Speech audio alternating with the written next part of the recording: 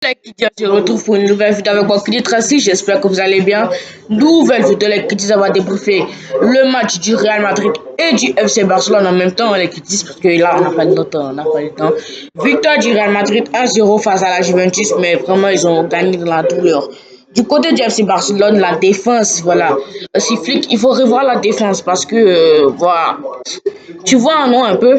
Bon, en tout cas, on a remporté notre match 6 buts à 1. Et voilà, on a eu quelques surprises dans ce match-là. Donc voilà, les qui disent, n'hésitez pas à liker et à vous abonner, ça ferait mon plaisir. C'est le référencement. Toujours lâcher les petits pouces bleus, sans plus attendre. C'est parti pour le début de la vidéo. Sans plus attendre, c'est parti pour le début de la vidéo. Ah. Les Kiddies, on commence avec le 9e meilleur club de l'histoire, les Kiddies. Le FC Barcelone, voilà, les Kiddies, qui s'est imposé 6 buts à 1 sur sa pelouse, voilà. 6 buts à 1, mais un sifflet, voilà, tu dois revoir la défense parce que, ouais, la défense là, c'est vraiment pas ça. Hein. En plus, on est à quelques jours du Classico. Voilà, le Classico, c'est dimanche. Parce que Real Madrid, là, wesh, Johnson, il va vivre ça. Hein. Il va pleurer de toutes ses larmes. D'ailleurs, j'ai déjà prêté son mouchoir. Donc voilà, les Madrilènes, là, j'ai déjà prêté votre mouchoir. Hein. Je dois prêter mon mouchoir aussi parce qu'avec les Barça, là, on sait jamais. Bon, retour à nos cabris, là, qui disent, voilà, le FC Barcelone s'est imposé 6 buts à 1 grâce à un homme mais qui marche vraiment sur l'eau en ce début de saison. Fermin Lopez, vraiment, c'est vraiment quelque chose. Fermin Lopez, voilà. Le gars, il a tout simplement claqué un triplé. Bon, les critiques, bon, vous savez, j'en ai déjà parlé de ce match-là dans la vidéo où je débriefe les matchs de la Ligue des Champions. Mais vraiment, ici, je dois bien détailler les choses hein, parce qu'il y a beaucoup de détails que j'ai pas, que j'ai manqué vraiment. Le FC Barcelone qui s'impose 6 buts à 1. Fermin Lopez, stratosphérique, et pour moi, il doit être titulaire indiscutable parce que Fermin Lopez, en début de saison, il est stratosphérique. Fermin Lopez, titulaire indiscutable. Et si je vois Dani Olmo à la place de Fermin Lopez lors du Classico, eh bien, je vais péter un câble. Hein. Parce que Fermin Lopez, en début de saison, c'est très fort. Bon, en même temps, on a dominé pendant tout le match, les qui disent, voilà, 69% de possession contre 31% de possession sur Olympiakos. Bon, quand même, quand tu vois un club et puis ils ont dessiné un homme avec, voilà, ils ont dessiné un homme avec couronne de feuilles dessus. Hein. Tu penses qu'ils ils savent truc? Bon, les qui disent, arrêtez.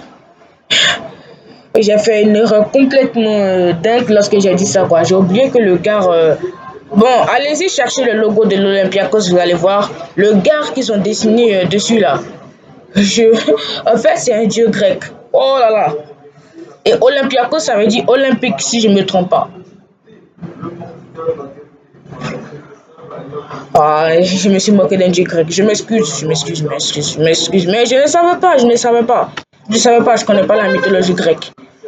Ah non, en fait, il me semble que c'est le président de... Ah, c'est bon. Bon, en tout cas, les qui disent, on a au sketch. Bon, Fermin Lopez, on est d'accord, il a fait un très beau match. Mais quand il y a aussi un jeu de la Masia comme Tro Fernandez qui créait de l'espace de ces matchs, c'était vraiment magnifique, les qui disent. Parce que les qui disent, pour la composition des départs, on avait déjà Koubarsi et Eric Garcia en charnière.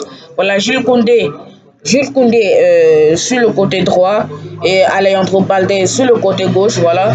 T'avais Marc Casado et Pedri, voilà. Et Pedri, voilà, en milieu. Voilà. Tro Fernandez qui était en milieu offensif. Lamine Yamal qui était en ailier droit, Fermin Lopez qui était en ailier oh non ouais ailier gauche et voilà. Marcus Rashford qui était en pointe, mais vraiment un flic il a trouvé la très bonne combinaison pour venir à bout de cette équipe de l'Olympiakos. Vraiment. Et tu as un gars Fermin Lopez qui t'a claqué un triplé. Ben vraiment, le gars t'a claqué un triplé, tout simplement. Et voilà, les qui disent comment ne pas parler de Marcus Rashford. Marcus Rashford, vraiment, son début de saison avec le Barça, il est très bon. Déjà, presque tous les matchs avec le FC Barcelone, il était vraiment décisif sur presque tous les matchs, les qui disent. Et vraiment, le gars t'a tout simplement claqué un doublé. Donc voilà, le gars t'a tout simplement claqué un doublé. Et aussi, comment ne pas parler de l'entrée de Ronny Bardi en jeu à la place de Lamine Yamal. Bon, Lamine Yamal déjà, son rôle là, comme vous savez tous, c'était pas de venir marquer, d'abord venir marquer, hein. Non, non, non. Lui, son rôle, c'était de faire glisser les défenseurs de l'Olympiakos là sur les big cuisses. Voilà le sol. Le sol, heureusement que le sol il était bien imperméable. Hein. Lamine Yamal a dû profiter pour les faire glisser. Tu vois, et regardez comment il a envoyé le défenseur de l'Olympiakos là. Le défenseur de l'Olympiakos là, quand il a glissé, on dirait qu'il a cru que le terrain là c'était un toboggan. Il a glissé en vitesse comme ça, voilà, il a décollé comme une Ferrari. Voilà, et Lamine Yamal qui a décollé pour aller faire une passe D à Fermin Lopez tout simplement. Voilà.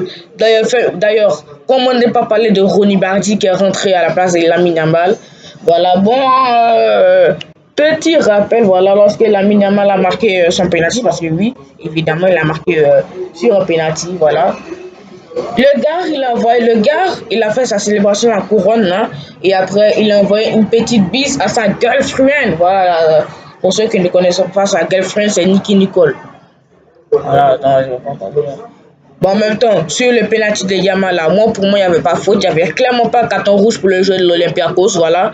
Je ne sais pas pourquoi l'arbitre il a donné carton rouge aux joueurs de l'Olympiakos. Là. Pour moi, il n'y avait pas carton rouge pour Santiago Eze à la 57e minute. Vraiment, Santiago Eze il ne méritait pas son carton rouge. Hein. Santiago Eze, c'est lui qui a eu le carton rouge à l'Olympiakos. Là. Marcus Rashford qui a marqué un doublé.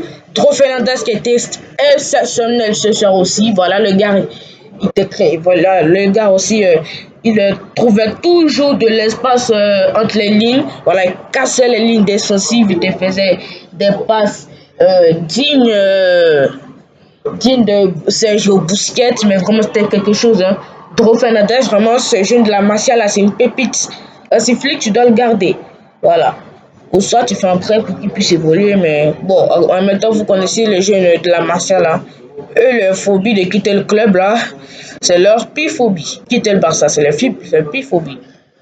On continue chez nos voisins qui disent le Real Madrid qui s'est posé 1-0 face à la Juventus. La Juventus qui m'a vraiment déçu. Et voilà, bon, on va partir chez les voisins, voilà. Donc, attachez vos ceintures. En route chez les voisins qui disent. Le FC Barcelone est 9e, voilà. Le FC Barcelone est 9e. Et maintenant, qui disent on va partir du côté du premier, voilà, du meilleur club de l'histoire, évidemment, le Real Madrid.